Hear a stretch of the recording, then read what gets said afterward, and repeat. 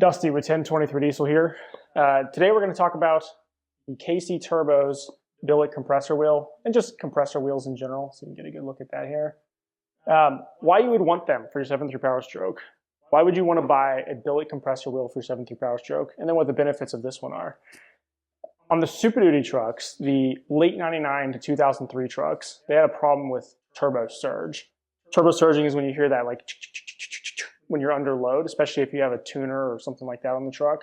It's really common, and a lot of times you don't really need to make more power. You don't want to push it harder. You don't want bigger injectors. You just want to be able to fix that surge. Maybe bring your EGTs down a little bit.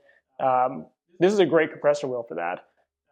They're a great price. They have extended tips. They're a 6x6 blade, so 6 smaller fins, 6 larger fins. They're going to increase boost. They're going to make a little bit more power, even without changing anything else. They're going to fix the turbo surging problem, and they're not crazy loud. They're really very quiet, not much louder than stock.